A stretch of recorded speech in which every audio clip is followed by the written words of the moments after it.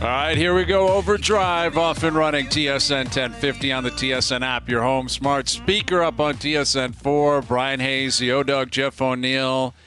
There's our good buddy Jonas Siegel of The Athletic. The day after Family Day. Beautiful outside. Loving life right now. How are we feeling? How was your family day? You know what? My family day was great. Spent some time with my kids, and I finally turned. Don't tell me you're sick now. No, I'm good. Everyone else around me, my wife, my kids, everyone. You were a mess for a week. I'm not kidding. Usually I have like kind of a head cold flu thing, 24 hours max. I got a little concoction I take.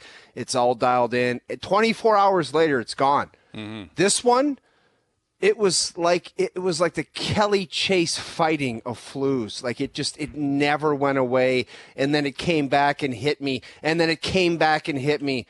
I'm not kidding.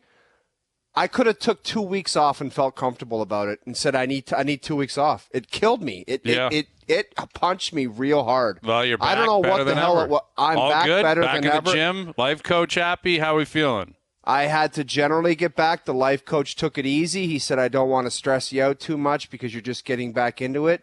So I would say it was a 75 out of 100 type workout today. But back in the gym. And every other day I didn't go to the gym, cardio. There you go. Even when I was sick. That's important, Jonas. You got to give him credit. You're a guy, Jonas, you eat as well as anyone I've ever met in my life. I've always said that you eat like a rabbit. You always have like carrots and like nuts and stuff. He does sneak cookies in there. The occasional cookie, yes. But I believe you're a runner at times. You're very fit, very healthy guy. Do you have an appreciation for the O-Dog grinding through illness and still putting in some miles on the treadmill or the bike or whatever else he's doing? I mean, I think that's very, very impressive personally. You still sound a little sick, though, no? Dude, I don't even care what I sound like as long as I feel like a normal human being. To wake up and just start like almost quasi-sweating and it just feels like your head's going to pop out, terrible feeling. It's a terrible way to start your day. And I'm the worst, like, man-sick flu. I call it another thing that I'm not allowed to say on TV. But I always feel like I'm the most, like, everyone's out to get me. Like, why do I feel like this? So I don't want to be like Dr. Phil, but be grateful for your health. Well, wait, can I ask about that? Don't ever forget that. What does that look like? Don't ever forget that. What does that look like? Are you, like, grumpy? Are you difficult to deal with? Dude, it's just you wake up and you're healthy, like... Dude, what are you talking about? What do you think this guy is when he's sick? I want to know. I can only imagine his routine. It's got to be outrageous. Go ahead. Take us through. I'll tell you what. If I have to go to the store to get something when I have the man flu and you pull a stunt on the road, it can get the stuff that people are doing on the roads these days, it's insane. Anyway, we got a full show today. It's packed. What do we want to get to? Well, we got a lot going on. I mean, you know what I found interesting? Because I was having a chat with our boy Doogie about a half an hour ago, and Doogie brought to my attention, in his opinion, and he's obviously on top of these things, he's like, the story of the day, in his opinion, is that Gary Bettman upheld the 5-game suspension of Morgan Rielly. And I think he's right in terms of it being news that we were anticipating. But I think the fact that they're 4-0 without him and rocking means it's not a story anymore. Like, I don't think any Leaf fan is, like, chomping at the bit, feeling as if the team got screwed over, that the team's in a bad place. Quite frankly, that the team needs Morgan Rielly right now. I'm not talking big picture. Obviously, when he steps back in the lineup, he's going to step right back where he was. But they've been playing really well without him. They're 4-0 without him. They're in Arizona tomorrow, a game they're going to be favored to win. Doesn't mean they will. But I think the fact that they've responded the way that they have, hindsight being 20/20, it was probably the best thing that could have happened to them, right? Two things on this, Hayes. Gary can't change the suspension. I know he do it once with Spezza. Yes, he did. This is a different animal with Morgan Rielly, and he's not going to undermine George Parros and say, you know what, you kind of screwed that one up there. Why would he do that to the guy? And I love the timing of it, how it's dragged out where it's like, I'm not going to let you play Wednesday, but you can play Thursday. Right, it's exactly. like, really? Did you do me that much of a favor? It was not that difficult of a thing for Jerry Bettman to sit there and say, Now you're going to play Thursday, not Wednesday. Right. Oh, thanks a lot, man. Like I don't even know if he looked at anything. Did you read you should read the It's ruling. ridiculous, It is though, isn't it, Jonas? Insane. Ridiculous. It is like, however you picture Gary Bettman talking, like the way he speaks, you read the ruling and it sounds exactly the same. Like, Hayes, you saw it? Yeah, it's voice to text. Unreal. You're right. Gary's got his phone in front of him, voice to text, and he's writing out the email. And I thought Claire Hanna in Ottawa brought up a great point and it's got to be very thorough because you're talking about the PA, you're talking about money. Yeah. Right. You're talking about, because the thing about Spezza was it got rescinded and he got a lot of money back, although he wasn't making a ton at that point in his career. I think it was $39,000 a game for Rielly. Right. So that's money. Like that's a lot of cash. And if you rescinded $40,000, it's money on top of the blowback and everything that can come with it. But Claire pointed out, like when they announced the suspension of Shane Pinto, it was like 2 sentences. Was it? Yeah, it was like a 41 game. Yeah, it was like Pinto did something bad and he's going away for a while. 45 games. Goodbye. Right. Goodbye, period. And that was it. And this one is like a Shakespeare. It was like he took every argument that the Leafs, that the PA had, and he was like, this is ridiculous, and this is utterly irrelevant, and this is silly, and this is... It was like, oh my God, this is... Like, it was 11 pages. Right. Like, just relax, all right? We get it. He's suspended for 5 games. And, okay, you move on. But I think if they were 0-4, they were 1-3, people would be going nuts right now because of the way the team, I guess, did not respond, if that was the reality today. And furthermore, the fact that it would just build back up this idea that was worthy of 5 games in the first place. But when you go 4-0 without him, and 4 of your better games all season, albeit weak competition, but they beat up on the Blues twice. They crush Anaheim. They look pretty good. For a week there, they look pretty good, and I would assume the same thing will carry over tomorrow night. And I can't figure out why they play as well as they do or why they win as much as they do without Rielly, but the numbers are staggering. Like, Joe's got them up there. The last couple of years, it is staggering how much they win when he's not in the lineup. And I think a couple things on 37, 15, and 5. That's crazy. Like, that's legit a crazy, crazy number for your number one defenseman, longest tenured player, blatantly a leader, a guy that they rally around. And I think a part of it was them rallying around what happened on Saturday night, what happened with Rielly, who they're playing against. Also them realizing, okay, we're into crunch time here. We got to start to smarten up. But I think it's become abundantly clear TJ Brodie on the left side is way more comfortable, like way more comfortable. And I am curious if that has to stay when Rielly returns, because they play well tomorrow and they go 5-0 with Morgan Rielly. Does he just step in and they reset everything, or does he have to kind of adjust where he's at? I am curious to see what they end up doing. Well, first of all, TJ Brodie's been a big-time problem all year long, and if he looks more comfortable on the left side, you leave him there. Yeah, but it's not that simple, okay? So how do you do it? It isn't. Like, try to do it. So, well, it's him and Liljegren. Him and Liljegren. I'll tell you how to do it. You say, TJ Brodie, you're on the left side. It's not like there's a bunch of guys in there that have deserved a spot and aren't moving. And Timothy Liljegren, all of a sudden, is Scott Stevens back there. You're not playing any other where than the left side. So does that mean you're playing Rielly on the right? See, that's what you're driving at, Jonas, right? Is that, Benoit and McCabe are going to stay together, as they should. If you're going to keep Brodie on the left side with Liljegren, again, it's a small sample size, but let's assume that happens. What is Rielly going to do? Like, when Giordano returns, Lajoie? Is he with Lajoie? I don't think so. I mean, Timmins so. is out of the picture. What it adds up to is what we got into last week, Jonas. You know what he needs is Luke Schenn for a 3rd-round pick. That's what you need. Yeah. You need Luke Schenn on the right side, a defensive stalwart who's tough, predictable to play with Rielly. What about a guy that's 3 times better than Luke Schenn? That's what he's needed and wanted for 10 years. Well, come on. Brodie was really good for a few years. Yeah, Brodie's been fine. But Chris Tanev is not 10 times better than Luke Schenn. Yeah. He's not 3 times. But what Luke Schenn brought them in the playoffs last year, I think it'd be asking a lot that Tanev even brings what he brought. I thought he was spectacular for them, relatively speaking.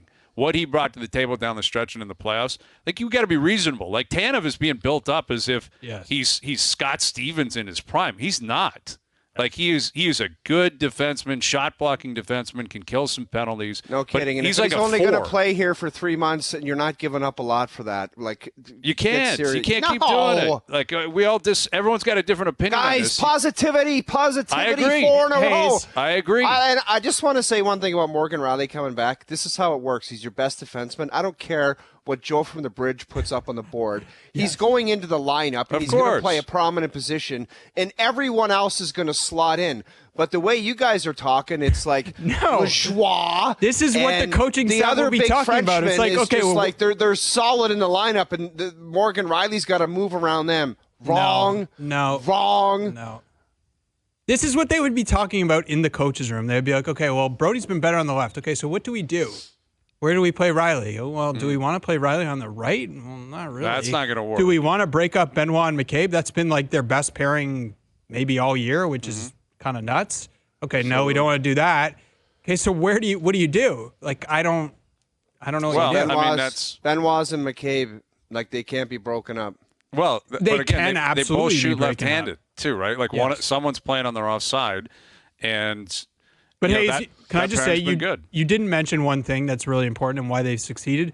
Matthews has 7 goals in those 4 games. Yeah, that's helpful. Back-to-back hat-tricks is gonna that helps when your best defenseman is not around. Right, but I thought they were obviously the better team in both St. Louis games, and the Anaheim game wasn't close. Yeah. It's been the weirdest and the Philly season game of all time. Like some bonkers thing, like a game yesterday is a prime example. 10-7 Minnesota over Vancouver. And the Leafs are just thrown right in the mix. And when they say it's one of those years where you just never know who's going to win and it's kind of been a bonkers year, that is correct. And the Leafs are just really hard to figure out. But they've been thoroughly entertaining. I know. As soon as you think that it's just going to go down in the tank, like Morgan Rielly's gone, and they're kind of at the cusp of they're going to make the playoffs or they not, they go ahead and rip off 4 wins, and you're like, these guys are studs again. And you're like, how the hell do they do that with that decor? And it's just like, who knows what the hell they're going to bring to the table. It's been wildly entertaining. What they got come playoff time, who knows? But, man, they sure do make it entertaining, that's for sure. Yeah, no, they do. That I was thinking about it earlier today. I was talking to a guy. I'm like, through whatever it's been, 54 games, like there have been so many different pockets of this season where so many different storylines have been highlighted, and over top of it all is the Matthews story, which just continues to go and go and go, and I assume will continue. But like, look at Ilya Samsonov, who all of a sudden has completely quieted everything. Like, he just starts games now, no one talks about it. He ends games with a win. That storyline is gone as of now. It is, Jonas. It's gone right now. I'm not saying it won't be back. Jeff's right. Let's keep watching. That's fine. But as of right now, you can't say that yesterday you were going in and be like, man, Samsonov, and you left the game, you're like, yeah, he played pretty well. Good game, good win. I'm not saying it's completely over, but I'll give you another one that I looked up today. Remember when everyone's head was exploding over wins in regulation and ROW, all of a sudden. That was legit. Get out of here. But all of a sudden gone, Jonas. Look it up. Like, now they're middle of the pack. For ROW, I believe they're like 15th in the league, 16th. Is that good? At one point, everyone was like, well, middle of the league. But at one point, they were 5th or 6th is the point, Jonas. At one point, it was the story, the emphasis as well. But what about this? Like, San Jose's only got 4 and the Leafs have 5. Now, all of a sudden, that's gone. My point is that there's been different things that have popped up over the course of the season. Fair. And when the dust settles, all of a sudden you're looking at it, and you're like, all right, they're 30-16-8. They're well into a playoff spot. They got to keep going. Nothing's for certain at this point. They're playing for 3rd seed in their division, which again is not ideal. It's not. I'm not suggesting this has been one of the great Maple Leaf seasons of all time. I'm just pointing out the inconsistencies, the ups, the downs, so many different things that have popped up on the radar that have kind of come and gone, which I think will in the end, when the dust settles, and obviously we'll see what they end up doing in the playoffs, will determine how memorable this season could end up being. Jonas, because it's been a fun ride. You're somewhat hesitant to give the Leafs props. Did somebody beat you up in high school and make it for the team or something? No, nothing like that. I just have learned. You guys are riding the waves. I'm just steady. I'm just like steady as she goes. I remember you guys losing your mind when they were in a dip and like you lose it when they went 10-4-1. or 10-1-4, and you were telling me they were amazing, and I was saying, well, we'll see. So I'm just going to wait to see this play out. Let's relax. All right, Jonas. That's reasonable. I think especially what you said, Jeff, we have seen everything. To assume anything now, the only thing I'm going to assume right now is Matthews is going to continue to score. Nylander is going to continue to score, and everything else, I don't know. I have no idea. Yeah, and those are the two constants of the whole season. You could throw Rielly in there if you want. Everything else, I have no idea. Yeah, I think what gets lost in the shuffle here, because we're so hyper-focused on this team, is that applies to basically every other team in the league. The swings have been more dramatic here, or no? Or do you think we just react to the swings more? Edmonton was the worst team in the league through 15 games, or by real close far. to it. Yeah, but since then they've been the best team. Okay, that's pretty drastic swing when you say. Yeah, but it's not like a roller coaster. It's just one up or one down and then one up. Okay, yeah, I get it. I get what you're saying. I think what ends up happening here in this city, and I would guess it happens everywhere. Look at Vancouver. There are people in Vancouver now saying, can't win with this team. Look what just happened. One crazy game, and now they can't win. I get it was wild, but look at Minnesota. Minnesota might make the playoffs. Minnesota had to fire their coach. They were a disaster. They're 2 points out of the playoffs, I believe. Mm-hmm. So there's a lot of teams in this league that have ups and downs and inconsistencies, and it's not ideal. Would you prefer to be, I think, Boston, Florida? I think even Boston. I think it was 3.5 weeks ago. I looked at Minnesota and said, "You're done." So just start. And they're right there. I know. They've battled their way back in. What the hell got into them? They're 2 points out of the playoffs. So do you think this is like the Freddy Krueger season, or not Freddy Krueger? Who's the guy in what's the movie where he keeps coming back? Jason Voorhees. Season. Yeah, I mean, it kind of feels like that. Michael Myers. Again, and I'm not letting the Leafs off the hook. The furthest thing from it. I understand why every fan, I believe, should pump the brakes and say, let's see it play out. We've got over 50 years of experience in this. But there were other stories that were negative at the time that now have kind of flipped, and I think it's worthy of pointing out, well, that's different. And I think, again, the ROW stat, that was, if you wanted to spin, this team's actually not that good, they're not going anywhere, they're a mess, that was the card everyone played. That was not spin. That was legitimate. What's your problem with Jonas, the ROW? Now all of a sudden it's not a part of the problem? story. So what does that mean to you? Because they've won more in regulation. So isn't that worthy of pointing out? That's a legitimate fact. For sure, but you're making it seem like that was illegitimate to point out at the time. It wasn't. But you and all your nerdies a month ago were like, look at these regulation wins. They're the same as Ottawa and San Jose. You didn't think that was a problem? They had the same amount as But what he's trying to say is it's not really a problem right now. And what I'm also trying to point is, you just said 2 minutes ago, I'm even keeled. I let it play out. So you should be. Back then, you should have been like, let's play it out. There's 60 games left. Let's see. But you weren't playing it out. I was. Go read what I wrote. Come on, Jonas. You were playing the ROW game. Yeah, I said I didn't think this team was as good as it was in the years past. Okay. And it isn't. I'll grant you last year post-deadline. Or the year before. I don't know about years before that. Is that 1920? No, it's 2021. Yeah. The COVID year, that was when Babcock got fired. Right. They were not that good then. You're right. That was a bad year. They were not that good. Sure. Okay. Anyway, it doesn't matter. I don't even know what we're debating at this point. I'm wins. trying to be positive. I know. I'm saying the Leafs are in a good place. They're playing good. Matthews is a rock star. I mean, the Matthews, like that goal yesterday, the play that Marner made was unreal. But he comes right down Broadway. Like, I just cannot imagine what coaches in this league are thinking when they watch the tape afterwards. Yeah, he's up high, hiding in the weeds. He's like, I'll just walk right down here. Thank you. It's like, how do you not say maybe that guy should be picked up? Yeah. Like, you've been in those meetings. It's got to be infuriating for the opponents because it looks like you can stop it. Yet what makes him so great, what made Ovechkin so great, Brett Hull didn't move. He just, within 5 feet, he'd find open space back of the net. If you need a meeting for that, then you're just not. You're in the wrong business.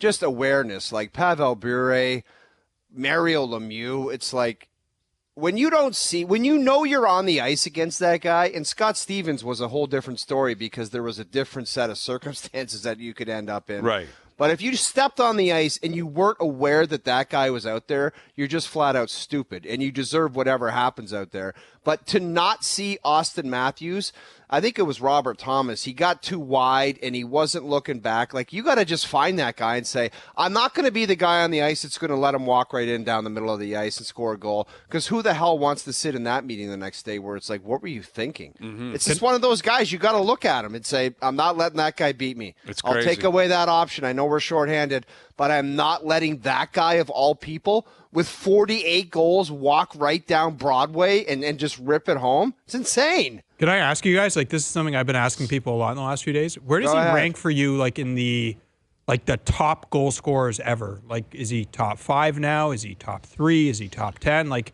because, like, I think we need to start, like, thinking, like, oh my God, this might be the greatest goal scorer ever. He's on pace of course. to be in that conversation. It's talking to Bob McKenzie, it's difficult to compare Auston Matthews and what he's doing right now to a guy where if he watched 30 or 40 years ago would have said Mike Bossy was outrageous. Exactly. Mike Bossy, but it's different because the only one thing I would factor in is like the goaltenders and the size of the goalies and the equipment they're wearing with Auston Matthews, what he's doing.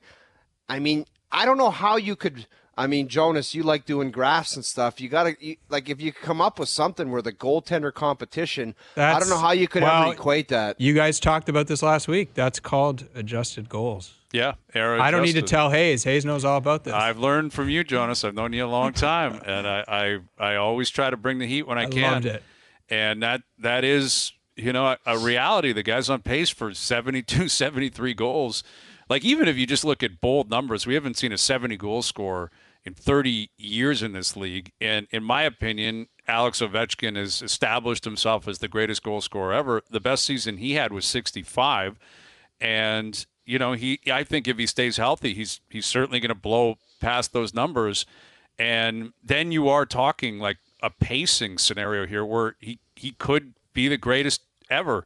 And when you consider the equipment, when you consider the goaltending, I don't know. It's probably unfair to look back on guys and say, well, look at because other guys played against them too, and they didn't score like that. Yeah. It wasn't, Mike Bossy scored that way, but the guy on the third line on the other team couldn't do it. So, he deserves a ton of credit. But, historically, it's been Ovechkin. I think Gretzky deserves to be in that chat because of the numbers. Lemieux, Hull, Bossy. Like, that's kind of been the 5-pack. Bure would be hanging around there. I don't know. I think if he hasn't cracked the top 5, I think you give him a handful of years and he'll break it down. I mean, this guy. Well, it's like Hayes. He's going to break his franchise record in like a few weeks, right? Maybe less. Well, even when you look at it through the lens of a Leaf stat book, it's crazy that before this guy arrived, the 50-goal season was. Remember, Kessel used to get 35, and it was like, oh my God, amazing. And like there were 3 guys in team history. Remember, I don't think he scored 40. If he did it once. I don't think he ever did. I think it was 37. No, I don't think he ever did. I think Sundin only scored 40 once. I think he had 41. Yeah. Which again, different eras, but it's happened. I made the mistake the other day of saying, man, he's going to get. Like, I thought in my head for some reason it was like the first week of March. I'm like, he's going to have 50 goals in March. And then I'm like, my birthday's this Friday. It's not even my birthday yet. And he's going to have 50. He had 40 insane, all of last year. Yeah. I know. And I just go back to the one year I scored 41 where I honestly felt like Brett Hull. And I did that in 82 games. And you score 41 in the big leagues, people are like, man, that's a great season. I'll never forget empty netter, New York Rangers. And I'm like, that's 40 goals in the big leagues. I am a stud. Right. This guy's got 50 in February. Yeah. That's insane. It sets up beautifully for him to do it tomorrow night at home, 50 in the desert. Yeah. And, you'd have to go back and watch every goal to remember highlight reels. But I'm not sure he scored a prettier goal than the one Knies scored yesterday. Like Jesus, that goal, that was a nice goal. Dude, that was like a lob wedge he put over the goalie too, after deking Parayko like out of his skates.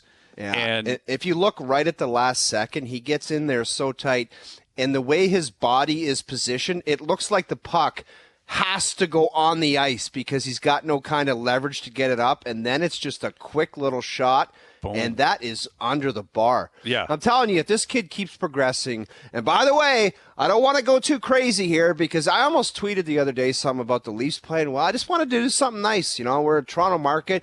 Man, Leafs playing nice, but then I thought about the tweets I was going to get from some guy from Alberta saying, you're just a fat pig who's biased and you just love nice. to. No, I know, but I don't want to deal with that. I don't even tweet anymore. But if that kid keeps it up, Knies keeps it up, I think he can be a Chris Kreider type, where just a big, strong, powerful guy that goes to the net and picks up garbage goals that has a good touch.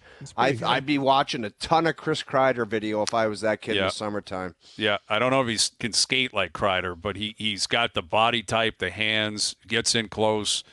Yeah, that's a perfect guy to be focused on moving in that direction. Why not? Yeah. Well, listen, we'll see what they got tomorrow. Then they're in Vegas on Thursday, Colorado on Saturday, Vegas one other thing. Tuesday. I said the other day, Bobby McMahon, I wouldn't take him out of the lineup. I didn't say he's a 30-goal scorer. I just said I wouldn't take him out of the lineup. I think he's a big, strong guy. He goes to the net. He's strong. He battles too. He works, man. And the thing is about McMahon. What about this? We'll just put an umbrella on top of it. He's a competitive guy. Exactly. And here's what I think. We're all guilty of this, myself included. You look at what he brings right now, what Benoit is bringing. We have a tendency to think like, well, what does that mean for the next 5 years of building a team? It doesn't have to be a 5 or 10-year plan. It's, can you give me 40 more games like that? Can you pull a Lonnie Bahanas through the playoffs? Can you show up, chip in a couple goals, work hard, be a competitive guy that helps a team get somewhere? Doesn't mean that there's a 5-year extension waiting for you. Well, there's July value 1st. in a guy being a competitive, big, strong Just body battle. that can score 10 to 15 goals a year. Exactly. Yeah, and maybe that is the case, but you don't have to have that answer right now. Kidding. It doesn't, just because he scored a couple of goals doesn't mean you have to look if he's a free agent status. Just help in the next 6 months. That's all I'm looking at. Just play and contribute. And that's what Bobby McMahon's done. All right, Kevin Weeks coming up. Mike Johnson confirmed tonight later this afternoon. Nick Taylor, my boy, your boy, sliding Did you into his DM him DMs. to get him on? Nick Taylor's coming up. Nick Taylor at 6 o'clock. Jonas Siegel in here. The O-Dog, Jeff O'Neill. I'm Bryan Hayes. OverDrive continues. TSN 1050 and on TSN 4. All right, confirm and deny later this afternoon. Nick Taylor coming up just after 6 o'clock. Bryan Hayes, Jonas Siegel of The Athletic, the O-Dog, Jeff O'Neill. Noodles calling games tonight. Lots of hockey now, lots of NBA moving forward. And the trade deadline rapidly approaching. The same names are out there, same guys we continue to talk about. And to chat about it, among many other things, we're joined now by your former teammate O from ESPN, TSN. Here's our hockey analyst, Kevin Weeks. How you doing, Weeksy? What's up, boys? How's it going? Hello, everybody, to the greater audience tuned in. What's up? Not much, man. You were down there at the Stadium Series. I saw you. It looked like it went off pretty well. Like, they had a ton of people in the stadium. They had a couple of good games. Like, what was your breakdown up close and personal? Touchdown. We live 5 minutes from there. We live about 15 minutes from there now, from MetLife Stadium. But touchdown for the league. Absolute win for the sport. It was great. They couldn't have done a better job. The fans were awesome.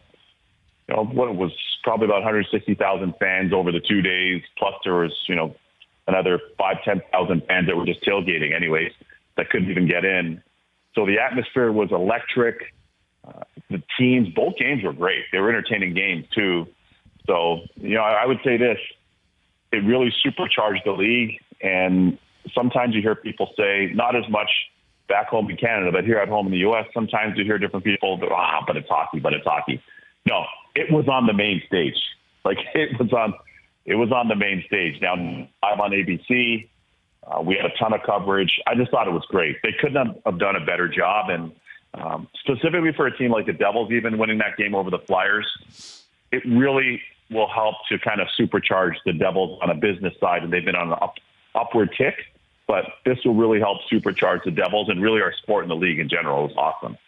Weeksy, the one thing I will say moving forward, as just a casual observer of this, it's like it's Devils, Rangers, it's Islanders, Flyers. Like, is there no way they can get the Montreal Canadiens versus the New York Rangers or something to kind of spice it up again? It's like Chicago Blackhawks, Boston Bruins, and it's like the same teams are playing Or is that just one of the realities where it's like that's what you're going to get and you got to deal with it? Good question, El. It's funny you said that. It's interesting you asked that because I actually just tweeted, I think last week, that I'd love to see the Habs or the Leafs at the Dome, at the Sky Dome in Toronto, open the dome up, open up the roof, let the CN Tower shine through in the backdrop, late afternoon or night game. I think it'd be money. And if you're doing that down here, same thing. Oh, your point's valid because I remember working the Winter Classic at the Big House at University of Michigan, and they had 106,000 people there, and it was Leafs Wings, and it was bonkers.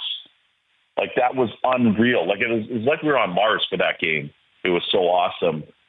So I'm with you. The Leafs Nation obviously draws huge. The Habs draw huge. The Habs have more Stanley Cups than any team in history. They're the New York Yankees in the NHL in that way. So I'm with you on that, I could see that, and I think that makes a ton of sense for so many reasons. I'm with you on that. With Kevin Weeks. So we were discussing the Leafs and where they're at, Weeksy, and, the news came down today. Morgan Rielly's 5-game suspension has been upheld by Gary Bettman. Not that surprising. They're 4-0 without him. They're playing pretty well, and everyone up here, as you know, has got a different opinion on what they should do, up to the trade deadline. But ultimately what's going to matter is what they actually do. What are you hearing? What is your read on how the Leafs are going to approach the trade deadline? Well, I think it's between what happens in this next, say, probably 10-day span. First of all, I got to give props to my dad, who's probably listening back home in Scarborough. Now, I got to give props to him because he said when Morgan Rielly was suspended, and I just told somebody from the Leafs this, it's like, don't worry, the Leafs are going to go 5-0 in the suspension. I'm like, what? He's like, yeah, they'll go 5-0 during a suspension. But anyway, hope he plays some Lotto 649, which he usually does, and hopefully something pulls through with that kind of psychic power. But I would say from the Leafs, at the standpoint of the deadline, we know that they're kind of hamstrung with the cap. I don't necessarily think they're going to do very much just based on where they are cap-wise.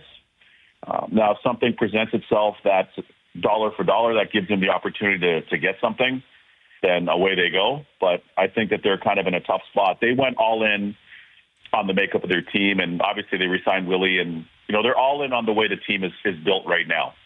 But if there's something that presents itself that makes sense, that's a dollar for dollar deal, I can see them looking at that too. Kevin, I have an Auston Matthews question for you, but first I got to ask you in response to that. Do you think they should trade their first-round pick? A first-round pick? Okay. I would trade it. That's a no. Not just no, hear me out.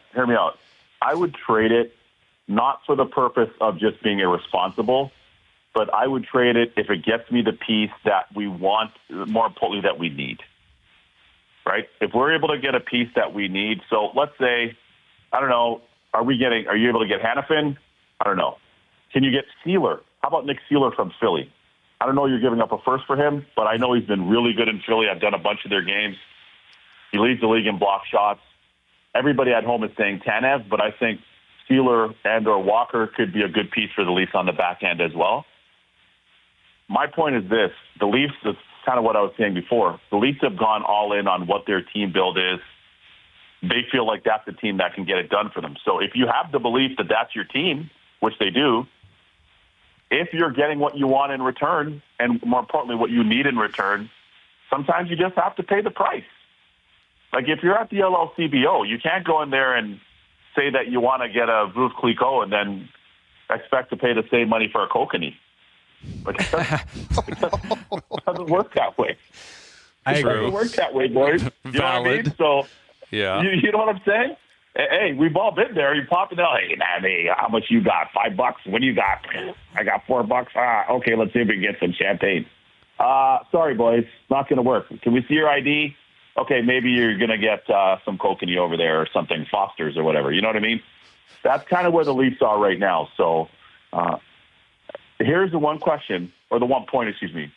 If you're the Leafs, man, you know you can score your way out of almost any situation.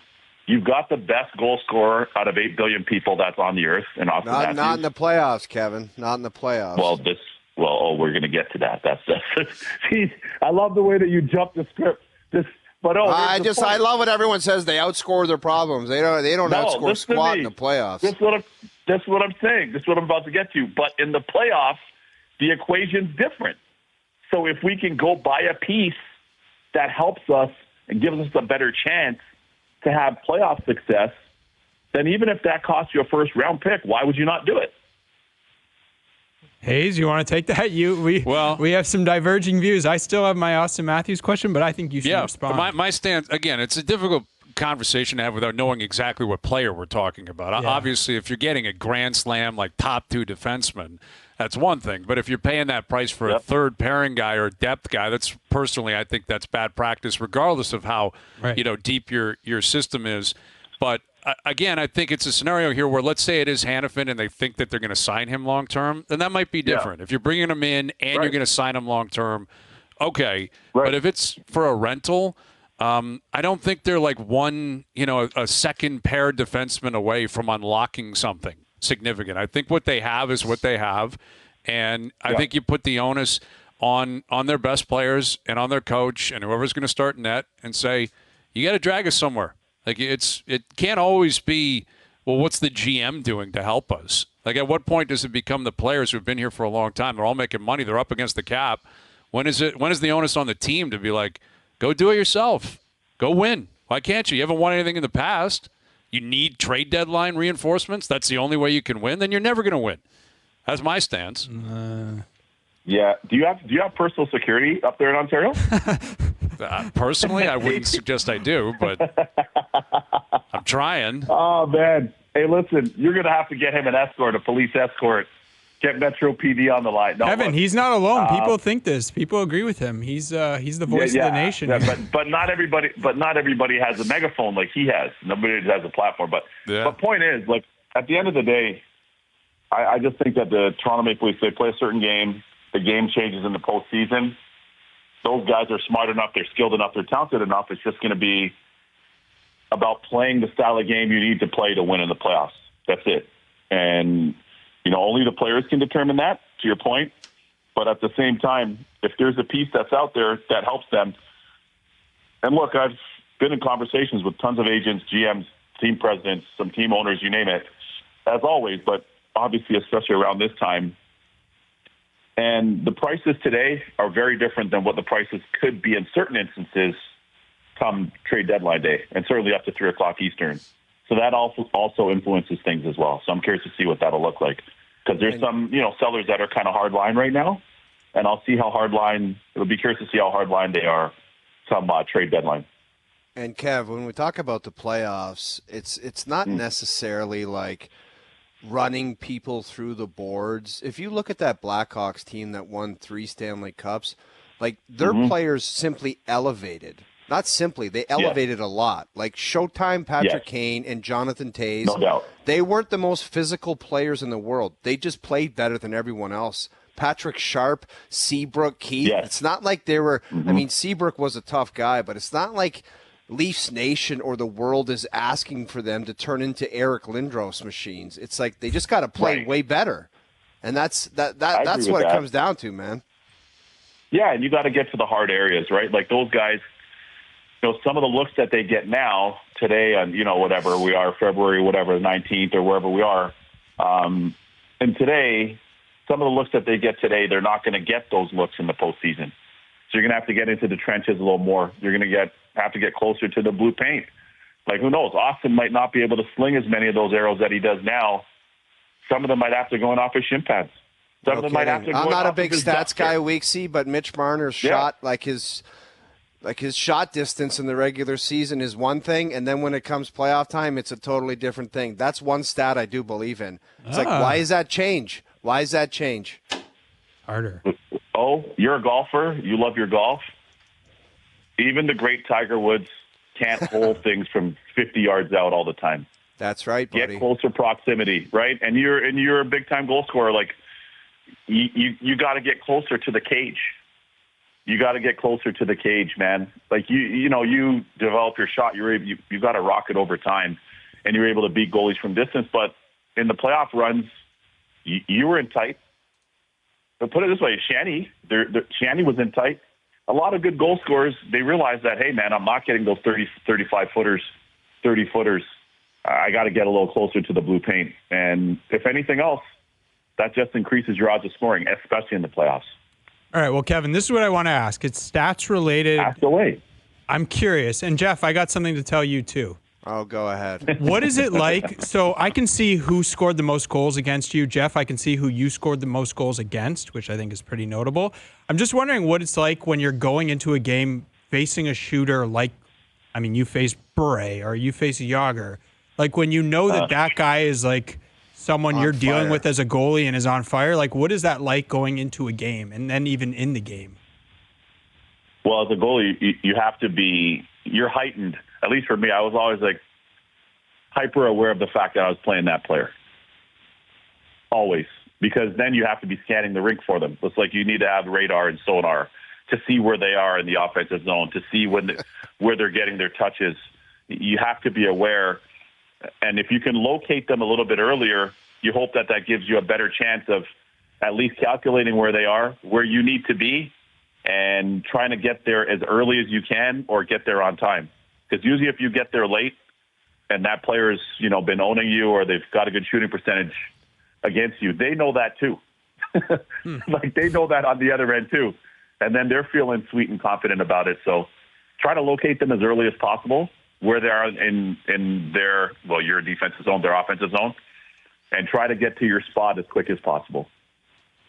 Well, we see. We got a couple weeks until the deadline. We'll see how it plays out. I'm sure it'll be active. We'll probably chat with you before then. We'll see on TSN, see on ESPN. Always appreciate you doing this, and we'll do it again soon. Thanks for having me on, boys. Anytime, man. Keep up the great work. You got it. Kevin Weeks, ESPN, TSN, NHL Network. He's everywhere. All right. Everywhere. Jeff, who do you think you scored the most goals on in your career? The most goals? Yeah. Tom Barrasso? He is tied for 7th, 5 goals. Wow. You beat a legend. Hasek? You got him 5 times. But no, that's not the right answer. You want me to tell you? Go ahead. Yeah, Marty Brodeur. Marty Brodeur. Oh, yeah. Wow. Marty was my slump buster, #1. man. 12 goals. Yeah, Marty was my slump Pretty buster. good. Everyone was afraid of Marty Brodeur, but if I was kind of in a bit of a go into Jersey, I knew I was going to get one on Marty. Wow. Really?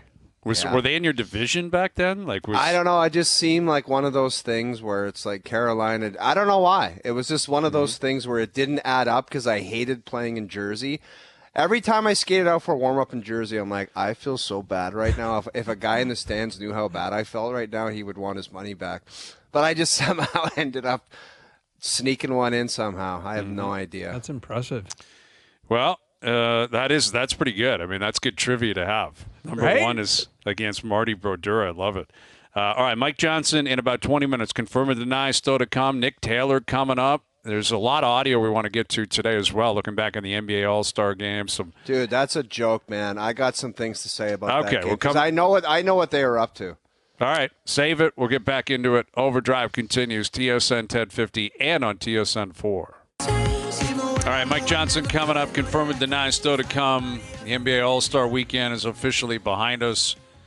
I do think there's a lot of revisionist history. Like, at no point was the All-Star Game competitive, compelling, interesting. Get it, Hayes. I get ever. it. But my biggest fear is, and this is where, and it ties into with what Mackenzie Hughes said on the golf course on Sunday, where it's just like, this is just so much about money. And being a former pro athlete, I'm not going to go ahead and say the nonsense has got to stop, but it sickens me to think that they met before and said, if we make this bad enough, maybe they'll throw some kind of bag of money and we'll play for money and the winning team gets $10 million. It fears me to think that meeting might have happened where it's like, if we make this ugly enough, because the only way to do it is throw a bag of money at somebody nowadays. It's like, really, man? Don't you guys make enough money? Well, that's what has been reported, that the players feel they should be compensated for going to the All-Star Game. Oh, my God. Then just name All-Stars and no game. Name them. That's the thing. I'm a little bit conflicted because what ends up happening in these conversations are that the owners are going to make the money, right? And I don't care if it's 50-50. It's a CBA, right? So as absurd as it seems, a guy making $50 million a year would say, But if you want to be by the book, you get paid. I used to get paid for 82. That's it. I didn't get paid for. And that's kind of, again, I personally, it's easy for me to sit and say, well, what about the kids? What about this, that, or the other? But the All-Star Game is a business. They're all making money. I could see the players saying, listen, if Pepsi or whatever, or, Boston Pizza or FanDuel, they're going to sponsor the whole thing, we won't have. But I've always been a believer that specifically in the NBA, it's the buildup of who's going to make it, who's going to start, who's in the dunk contest, who's in the three-point, and the game is completely irrelevant. I wouldn't pay for it if I ran the league. I'd say, screw it, just get rid of it.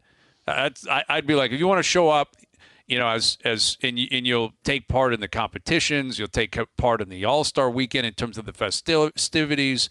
It's great for the local community. There's just no pride in it, man. The game there used to be a lot of pride in All-Star games with Michael Jordan, Wayne Gretzky, Mario Lemieux, Magic Johnson. There's nothing. It's just like, you got to pay me a bunch or I'm not trying. It's embarrassing. Yeah. Both that one and the NHL is disgusting. They're terrible. Get rid of the Pro them. Bowl and the NFL is abysmal. It's awful. They're all bad. Like, baseball's not terrible because of the nature of the sport. Yes, because you can't mail it in to a certain degree in ball. Like, you got to go up there and hit it. Yeah. And you got to try to hit the ball. But beyond that, they're all. It's too bad. It's just, you're right. Money is kind of taken over sports. That's what it is. If it ain't there, there's going to be no effort, and that's just where we're at. That would gross me out as a fan. That stinks. It's awful. Like, if you're in Indiana and you paid big bucks to go see that, you're like, what are we even watching here? More on that into the next hour. Confirm or deny, still to come. Mike Johnson coming up. Overdrive continues. TSN 1050 and on the TSN app.